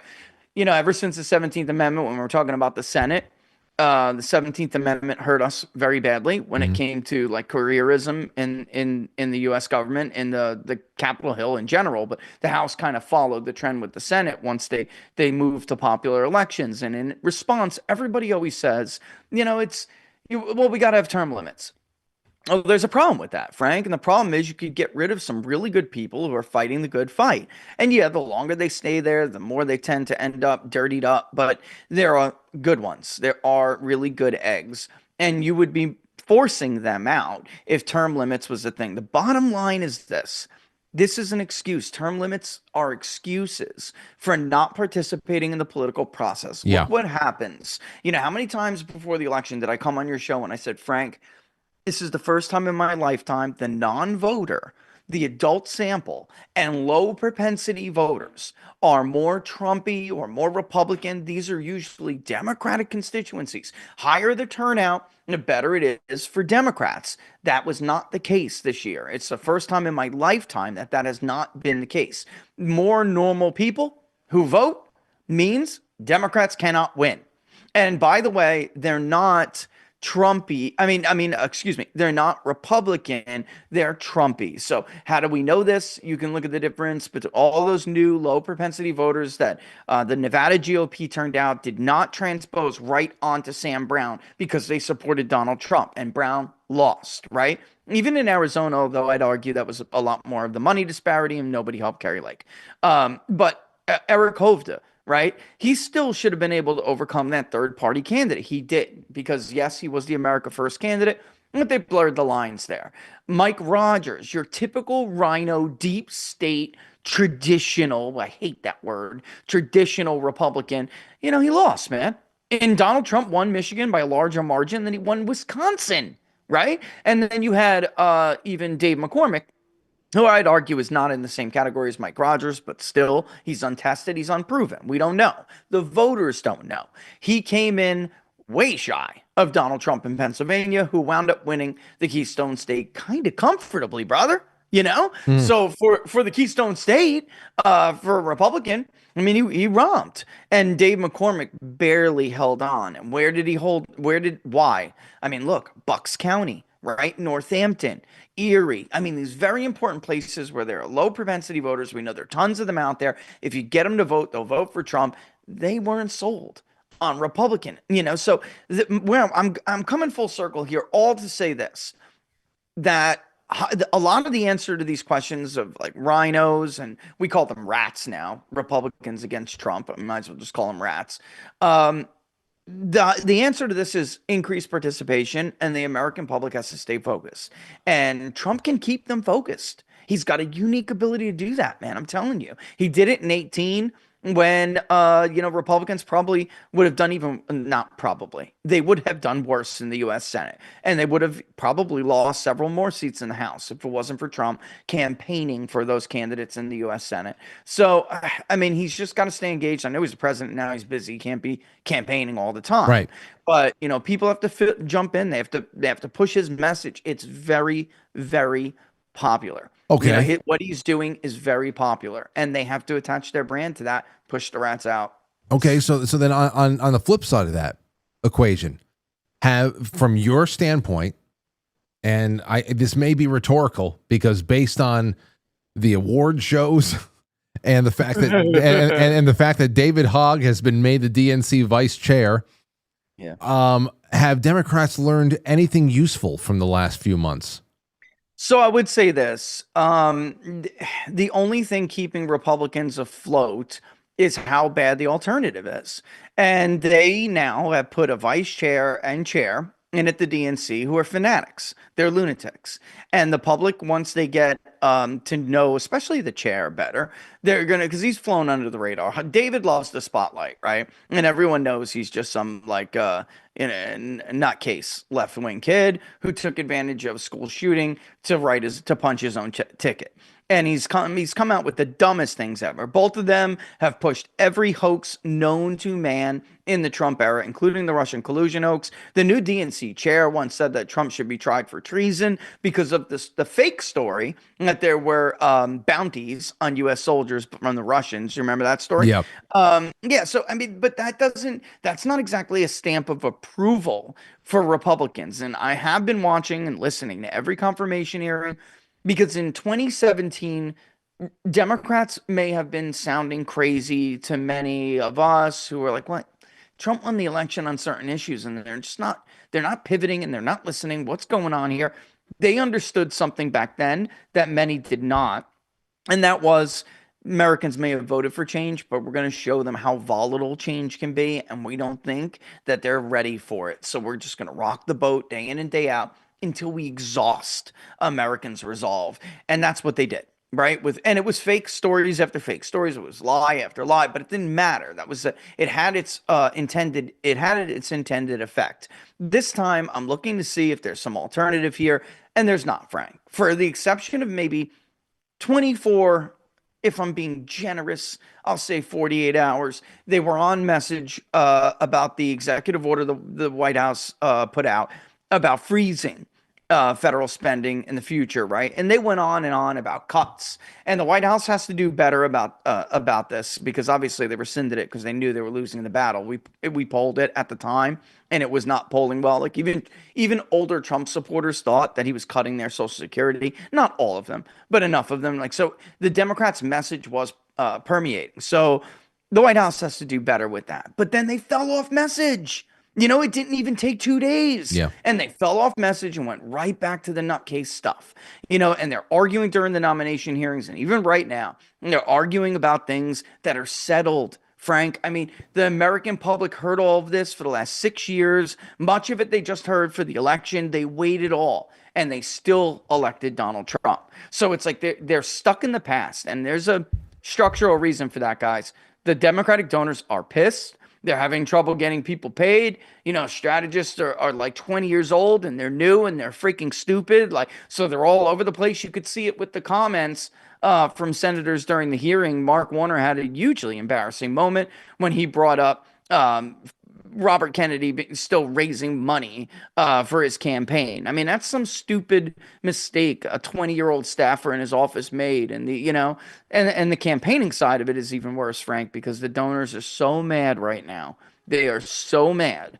I just don't know where they go from here, except for further to the left, because there are very few voices out there who are moderate voices that actually thought now's our time, and moderate for them. You know, you people like Matt Iglesias, right?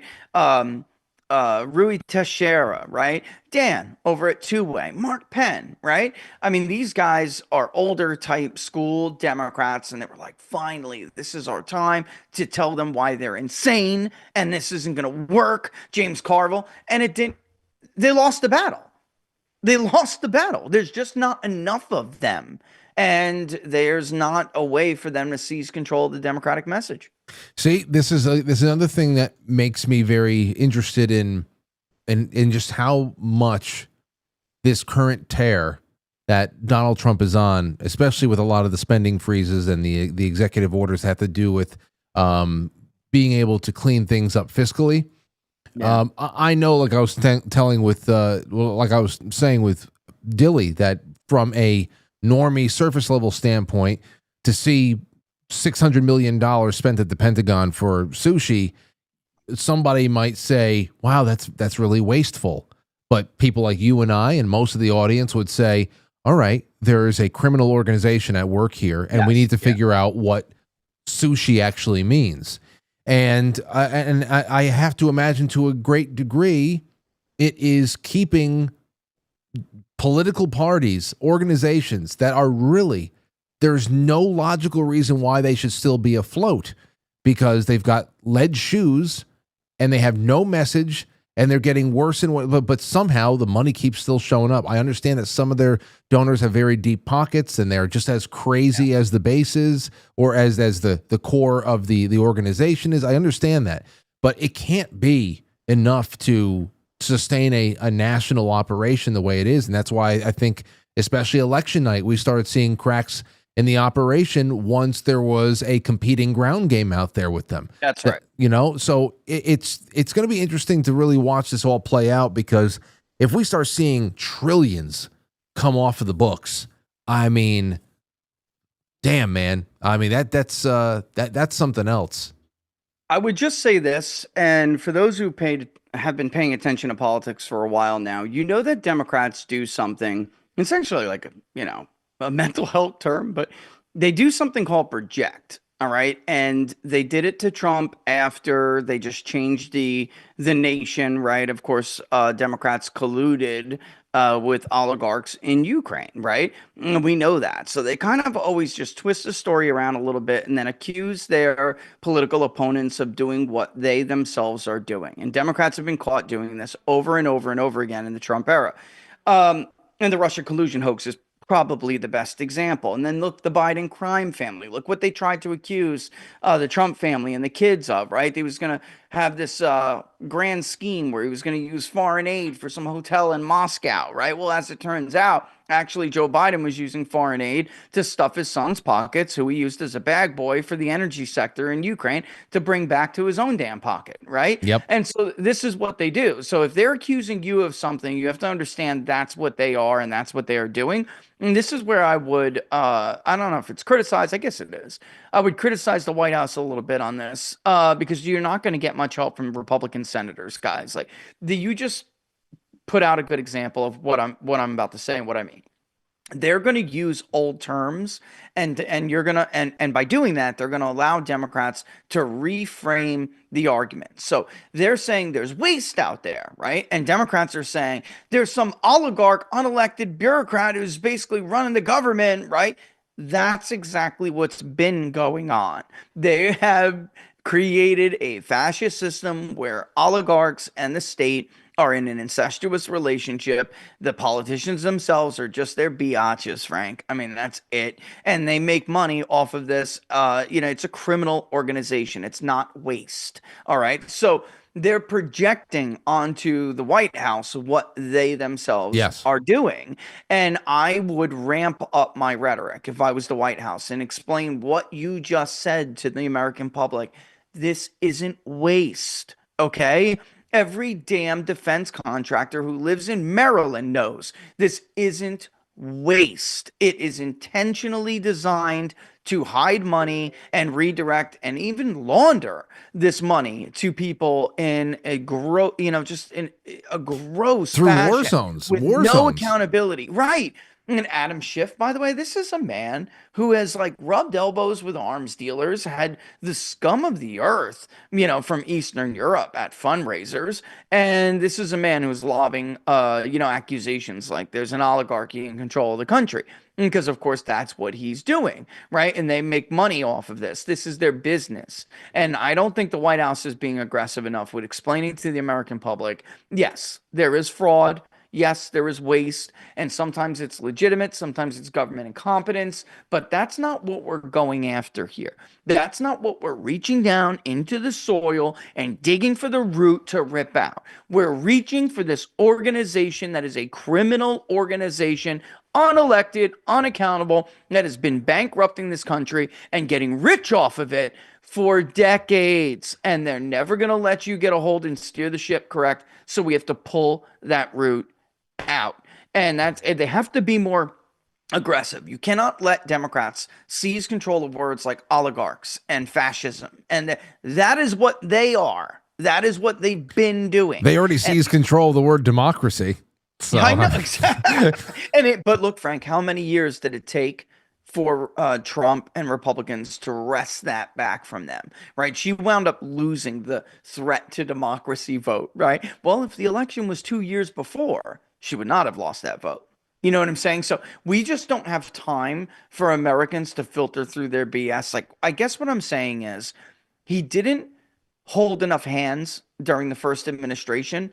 And because of the task that he is undertaking and the instability it's going to cause, he has to hold more damn hands, Frank. Do you remember the seasick voter theory that we had? And it was like, they liked how Trump did his job, and many of them could still vote for Trump, but they wound up going to Biden because the boat was always rocking day in and day out, and they just got so nauseous and seasick every damn day. And never would Trump come over and say, here, man, I know you're nauseous. Let me hold your head while you vomit. I know the seas are rough right now, but we're going to get through it together. Never did he do things like that.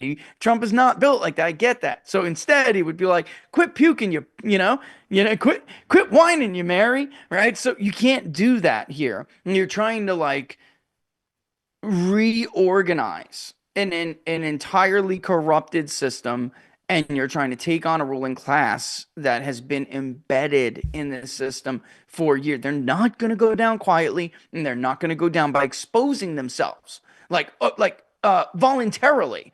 So you're going to have to do it and explain what you're doing and why you're doing it in the most clear and graphic manner possible. Don't dance around with this waste crap. Right. All right? Stop with that. It's not waste. They know it's not waste. You know it's not waste. I know it's not waste. Let's just call it what it is. This is a criminal organization who's been stealing from you and your children for decades. We're trying to end that. That's why with when Brenden was on, I asked him what he may have, and of course he was just answered from his what he assumes. But I'm very serious about there needs to be some sort of restitution at the end of this, because like you said, like I've been saying, it's not waste. This needs to be very carefully defined as a complex, generations old criminal organization.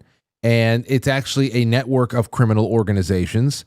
And it's not just about making sure that they pick a different caterer at the Pentagon. That there needs to be at some point arrests, and it has to be all very out front in public, and no two ways about it. I mean, that's just the way it has to be. But who those people are, I don't know. I mean, we always talk about the ones who are really in control. We don't know their names. Who are the people at the NGOs? Who are their operators on the ground? To see the big fish and the small fish trotted out together, that'd be great. But listen, because we only have a couple more minutes, I got to ask you something from the beginning.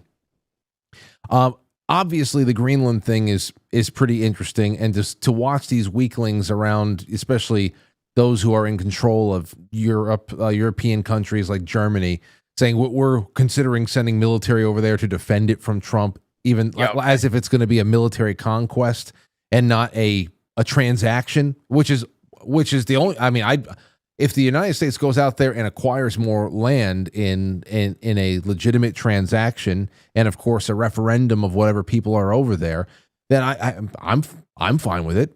Whatever. But you said something about World War II base, an old World War II base and Space Force. I don't know what you can or cannot tell me, but what's going on out there? What are you talking about? Look, once upon a time, that was a base that was used, to influence that or project our power in that sphere. But now it's not. Now it is there's a base there from, that obviously it's relatively new, not new. The installation's been there, but its role is new because Trump just created Space Force not long ago. We have a Space Force base in Greenland. Yeah, and nobody really knows what exactly its full role is. I'm serious. I've asked a lot of people and got different answers from different people. I imagine maybe soon I'll be able to elaborate a little bit more on this, because maybe somebody will be in a better position to tell me. But this isn't like, we're putting, there are old M1 Abrams there. They're not. And I guess, everyone talks about the regional importance of it, but maybe we need to redefine, I guess, what regional importance means when we're talking about Space Force, because Trump's a big thinker, Frank, and it always surprised me how so-called progressives had such a short-sighted view of these issues. Whereas I think this is probably along the lines of why he gets along with someone like Musk so well, because Musk is also a big thinker like this. Eventually, the lunar landing module will get built, which is what the plan was before Biden came along and scrapped it. But it's a waypoint between Earth and Mars. And I know I'm starting to sound like Star Wars, crazy stuff here, but Trump actually didn't think Star Wars was a stupid idea. He didn't. And eventually, we're going to wind up doing stuff like that. Once we start expanding out into, space a little bit, a lot more than we have in the past, I don't think Trump believes that, the United States should lead that, should be the one to lead it. Because could you imagine if China built a lunar landing module and maybe that base was in Greenland or whatever. I mean, for whatever strategic importance it was, and they start to like mine stuff first and bring back those materials, which are just in abundance beyond, beyond what we can talk about on Earth. I mean, there are a finite amount of resources on Earth, and I know it sounds crazy and it sounds far fetched, but that's going to happen someday. So, you better be prepared for it now, Frank.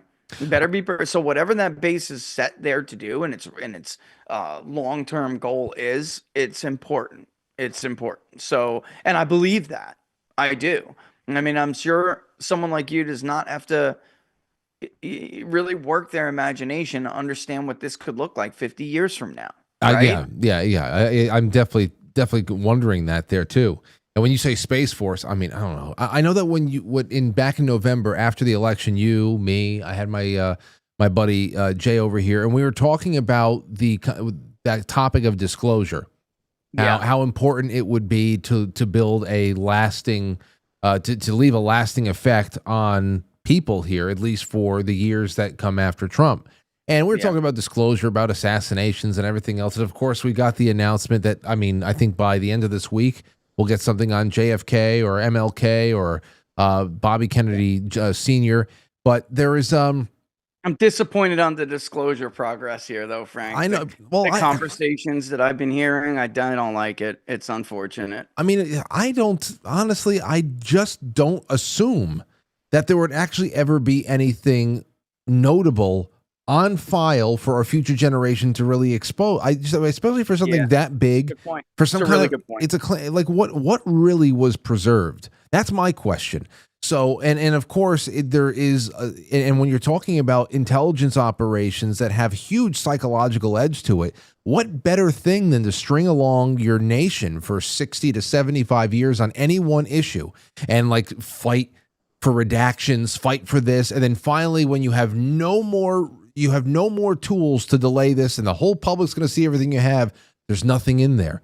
And it was always, that could be like the final psyop right there. Like, why would it have ever been in there? That's all I don't get. Well, my whole thing is we have plenty of confirmation from very well-sourced people who have done great investigations in the past. We were talking about this a week ago or so between Jim Garrison and Jim Mars, and you name one person or another.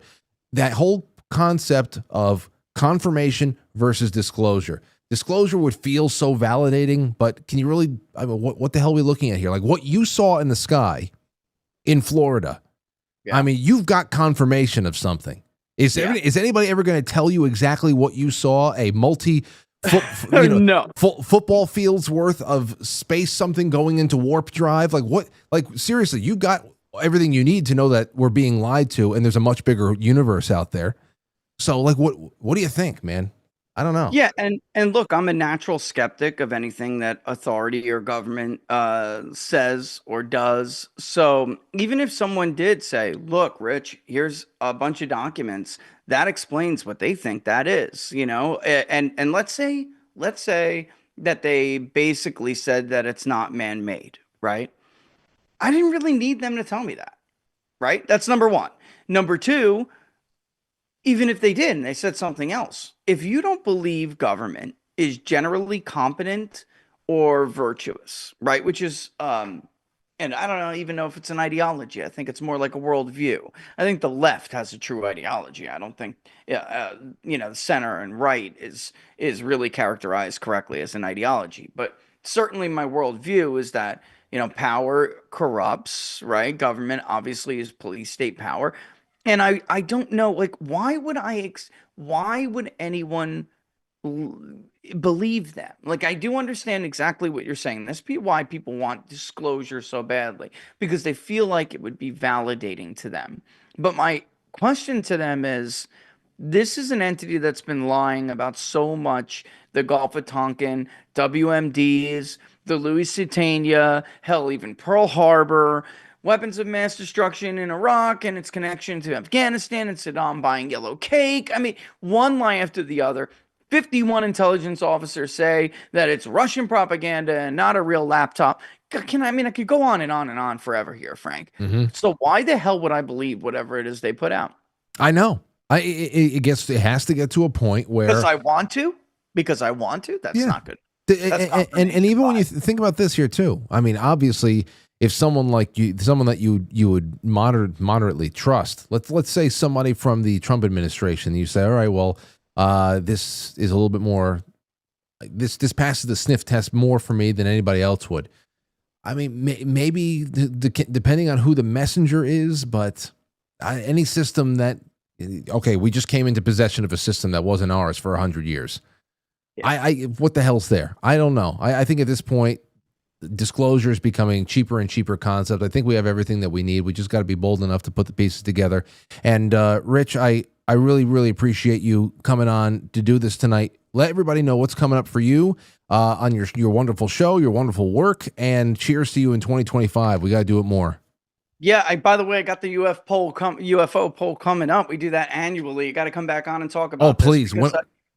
Yeah, text me. Usually we do it in March or April, but because we front loaded some other stuff with the inauguration and everything, we may actually do that sooner rather than later. And also, I don't know that I want it to come during big events. You know, these events pop up every year. I don't want it to impact or influence what people really think, just consistently. Not whenever there's a news story breaking or an ATIP story breaking. So, you know, we're due for that soon, Frank. So, probably going to get that out sooner rather than later. And then when we do, maybe if you remind me, we'll talk about, like, I have talked to a number of people, and, you know, I have a frame of mind where they are with this and why they are leaning a certain way on this issue, as opposed to what I think more people would like to see. But you know, that's a topic for another conversation. I do have some insight on that. But the best place to follow us is on Locals, Frank, peoplespundit.locals.com, peoplespundit.locals.com. See you tomorrow, 2 p.m. What are the odds? I got you. I got your Locals in the description of the episode. If I can listen, I know that this all costs money. I know that the surveys, there's a dollar attached to all of that stuff. So I know you can't just be frivolous, but I don't think these are frivolous topics when you go into UFOs. That's one thing, but have you ever considered, have you ever done any certain category of surveys that have to do with human consciousness? If people are having certain types of outer body experiences more and more, are they having more vivid dreams? I think tracking. Oh, you're gonna love this. Okay, please. Actually, you're gonna love this, and I'll send this to you. Please. It's not stale because it's still very much in line with other people who are even in the medical profession or have been studying. NDAs. So we did work on near-death experiences and what those are, right? Because I think, and this is something I learned while doing the research, people think about near-death experiences and what people have reported, and over time, by the way, have they increased or decreased or anything, right? Is it tied to religious belief? And what we actually found is that most of the time when you think about NDAs, NDEs. Yeah, what we think about that tunnel, and then boom, they come through, you know, this dark tunnel into a big white light. And the truth is, there are identifiable patterns with NDEs that give it a very credible, or I would say, make a very credible case for it to be real. But here's what we found that is something that is surprising. They're not like even majority. I would say. Okay, I think. It's a misnomer that they're overwhelmingly positive, right? And they get met with the welcoming committee, and they give you a life review, and your aunt comes to see your great aunt you loved, or your grandmother, or maybe Christ himself, right? Because it does depend on who the welcoming committee is. People do differ in their experiences. What we found was, and this is what shocked me, is how many were negative, how many were scary, and the commonalities between those experiences, just as we all know about what makes a common NDE story that is a positive one, the light, the welcome, there are commonalities between negative ones too. And I'll tell you what, Frank, that'll give you a whole new outlook. If you think seeing a giant triangle spaceship shoot off into space blows your mind, wait until you look over this data and you realize that these people all cannot be having. Okay. These I mean, this is a whole other topic. I'd love to go over this. This is what we're going to do. You, Laura, I mean, I'm always watching your feed, but sometimes I miss stuff. Yeah. Whenever the UFO survey comes out, let me know, and we'll do a show on that and any kind of human consciousness surveys you've done in the last however many years, and that'll be the topic that night. We won't. And send me ideas, man. If you have some ideas, I'm always open to hear them, because there are a few ways we can approach this. Yeah, there really are. I mean, yeah, there are. So if you have any other ideas too, I'm all ears, brother. I'm all ears. Wonderful. I think that when we veer off and we do things non-political, it just gets. I mean, it's just good radio. So I need it. Yeah, we'll get it done. We'll get it done. How much could you ask folks? Do you approve or disapprove of the job so and so is doing? I mean, talk about redundancy. It's just come on. You got to get something else in your life. Well, got to get some flavor. If you say March, that's going to be wonderful next month to get those topics on. But we'll be in touch. We'll get that done. And thank you for the time tonight, my friend. All the best, brother. I'll talk to you soon. All right. Take care. See you later. There is Rich Baris, the director at Big Data Poll. So, man, that's this was Jay Britz was right. This was an action-packed show. Let me relaunch. Good. All right. I didn't miss anybody. Jay Semo on the Rumble Rants says, happy Monday. Happy Monday to you, my friend. Really happy to have you all here. Okay. And then on Quite Frankly.tv, Safety Net 820 says, love to you, the moon, Frank. Love to you, the moon, Frank. Love you to the moon, Frank. Sorry. Thank you, Lynn. Thank you, Sean. Joe Brubark says, good show tonight. Paul Wallace interview will earn another subscription. Paul Wallace interview. Well, thank you, Amethyst Cat. Thank you, Braves Piano. Here's what we have going on after the show tonight. Okay? After the show tonight. No Cap on God, Groundhog's Day. This is on QuiteFrankly.tv starting in just a few minutes. John Ward, U.S. State Department, just ended the letter T's career. BCP, Trump is having a hell of a weekend. Get this up at the screen. Boom. Get out of the way, Frank. There you go. Jimmy Dore, Israel's own AI bot, goes rogue and attacks Israel. Crazy days and nights, Blake Lively caught in more lies, and the NYT 2. Tucker Carlson interviews Dana White, Jason Burmis with Mel K, breaking down the new administration. I bet you any money Jason's going to be on the. There's so much Elon Musk out there that's going to turn his stomach. Honestly, listen.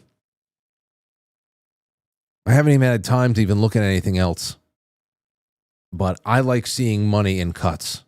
That's the only thing that we've spent enough time already on Stargate, and more on that this weekend when Ryan Gable comes in. But I got to watch this. I want to see what Jason's picking up, because I know people who are excited. I've got my own excitements. I've got my own fears and skepticism. But I know Jason's going to be a lot more sober than I. Daily Stoic says all the Stoic lessons in Gladiator 1 and 2. I watched Gladiator 2 over the weekend. I finally did it. I said I have to watch some new movies. What can I say?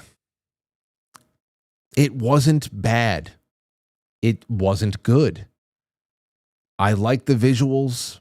I liked how much more you got of Rome from a city standpoint, establishing shots.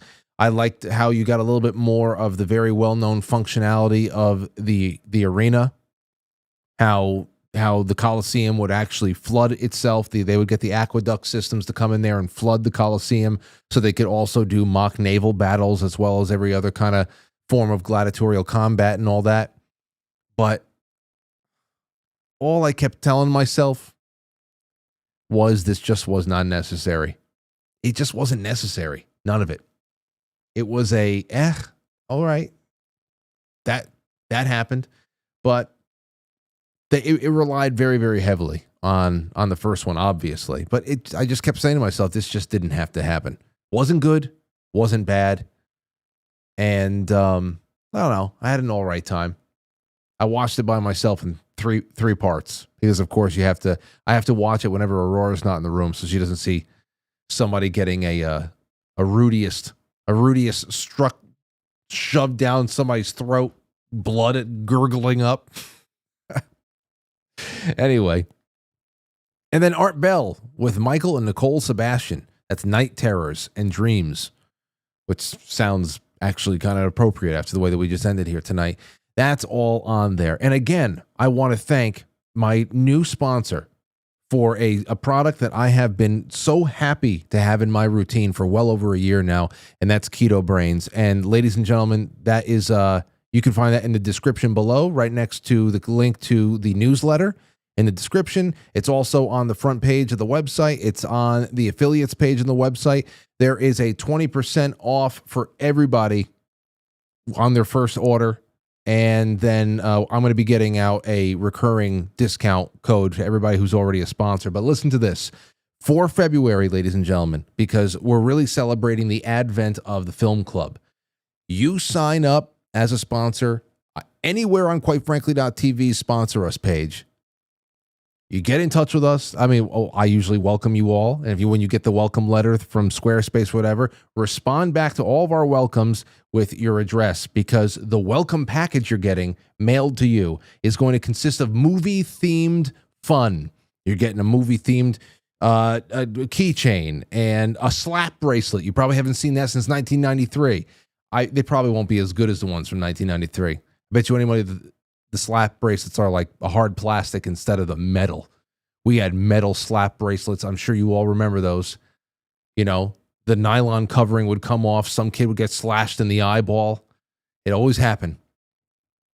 Anyway, popcorn bags, swizzle straws. We're making a fun. This is just for movie club. And on top of all that, I'm going to pay for 3 sample bags of the Keto Brainz, because I just want people to try this.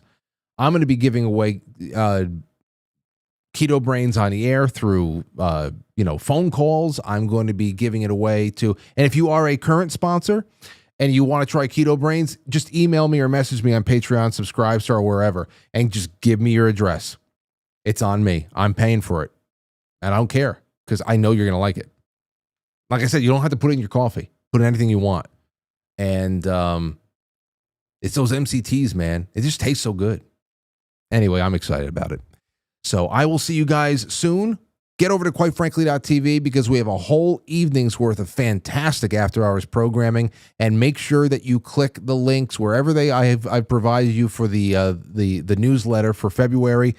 Have that with your morning coffee tomorrow, or your tea, or whatever the hell it is. Relax with it. It's a really well done. And thank you again to my editor-in-chief, Krista, my wife, Lauren, John Carroll. He contributed again. Those 3.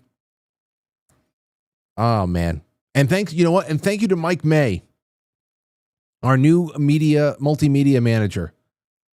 I've known this guy for 15 years. We're going on a long time as friends now, and he designed the new intermission. We've got new end credits coming. There is a new intro in the works. Mike's on for the long haul. He's a good friend, and I really appreciate him. Actually, and congratulations to Mike May as well. He is a audio-visual teacher, video editing teacher at a local college here in Westchester, and his kids, for the 3rd year in a row, won this film contest. So he's passing it on to the young little Rob Reiners. Oh, God forbid. The Rob Reiners of the future. Oh, Mike, don't do it. All right, guys, we'll see you tomorrow, 7 o'clock. Good night.